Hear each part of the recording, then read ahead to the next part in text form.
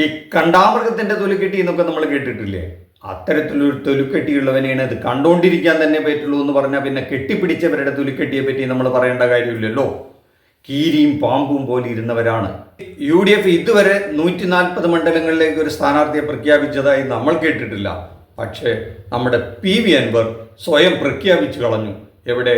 ബേപ്പൂരിൽ താനായിരിക്കും സ്ഥാനാർത്ഥി. മരുമോനിസത്തെ തോൽപ്പിക്കാനായിട്ട് ഞാനാണ് ഇറങ്ങുന്നത്.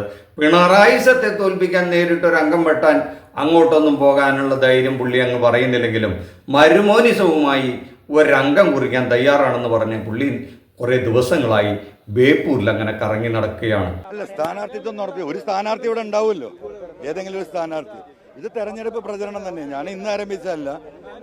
ഞാൻ കഴിഞ്ഞ 1.25 വർഷമായിട്ട് തെരഞ്ഞെടുപ്പ് പ്രചരണത്തിലാണ്. നിരന്തരമായിട്ട് ഈ പിണറായിയുടെ പിണറായിസവും ഇവിടുത്തെ മനുഷ്യരെ ബുദ്ധിമുട്ടിക്കുന്ന അദ്ദേഹത്തിൻ്റെ തീരുമാനങ്ങളും നയങ്ങളും മരുമോനിസത്തിനുമെതിരെ ഞാൻ തെരഞ്ഞെടുപ്പ് പ്രചരണവും പോരാട്ടവും തുടങ്ങിയിട്ട് 1.25 കൊല്ലമായി. ആ 1.25 കൊല്ലത്തിനിടയ്ക്ക് ഇപ്പോൾ ബേപ്പൂര് ഈ ചാലിയത്ത് ഞാൻ എത്തി എന്നുള്ളൂ. അപ്പോൾ ഇത് തെരഞ്ഞെടുപ്പ് പ്രചരണം തന്നെയാണ്, ജനങ്ങളുമായിട്ട് സംവദിക്കുകയാണ്. അത് ഞാൻ മത്സരിക്കാന്നില്ല. ഇവിടെ 140 ഈ ബേപ്പൂരിൽ ആരെങ്കിലും മത്സരിക്കണമല്ലോ, അത്ര കണക്കാക്കിയാൽ മതി. ഇപ്പോൾ അതിനെ മരുമോനിസത്തെ എതിർക്കാനായി കച്ച കിട്ടി ഇറങ്ങിയ ആള് ആ മരുമോനെ കണ്ടപ്പോൾ കാണിച്ച കാര്യമൊന്നും നമുക്കൊന്ന് കണ്ടു നോക്കിയാലോ.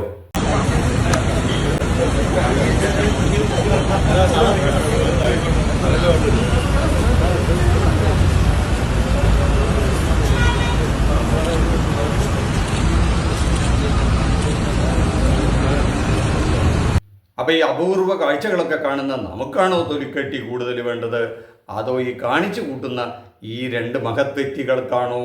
മരുമോനാണോ അതോ മരുമോനെ ഇപ്പം ശരിയാക്കി തരാമെന്ന് പറഞ്ഞ് ഇറങ്ങിത്തിരിച്ച ഈ മാന്യ അദ്ദേഹത്തിനാണോ എന്നുള്ളത് നമ്മുടെ പ്രേക്ഷകർ വിലയിരുത്തട്ടെ.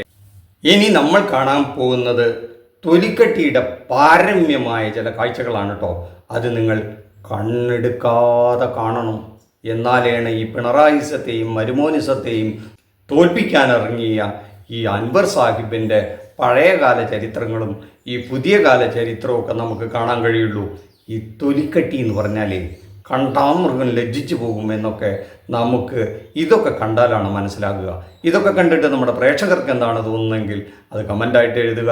നന്ദി, നമസ്കാരം. ഇത്തരം രാഷ്ട്രീയ തമാശകൾ ഇനിയും ഈ തെരഞ്ഞെടുപ്പ് വരെ അനസ്യൂതം തുടർന്നു കൊണ്ടിരിക്കും. ആ കാഴ്ചകൾ കാണാനായി ഈ ചാനലൊന്ന് സബ്സ്ക്രൈബ് ചെയ്ത് വെച്ചോളൂ കേട്ടോ.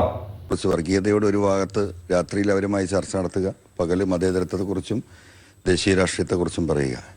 അപ്പം വർഗീയ കക്ഷികളുമായി പലതരത്തിലുള്ള അഡ്ജസ്റ്റ്മെൻറ്റുകളും മുസ്ലിം ലീഗ് നേതൃത്വം നടത്തുന്നു എന്നതിൻ്റെ ഏറ്റവും വലിയ തെളിവാണ് ഇന്നലെ 3.5 കോടി ജനങ്ങൾ അവരുടെ കണ്ണിൽ ഈ കാര്യങ്ങൾ വീഡിയോ വഴി നേരിട്ട് കണ്ടിട്ടുള്ളത്.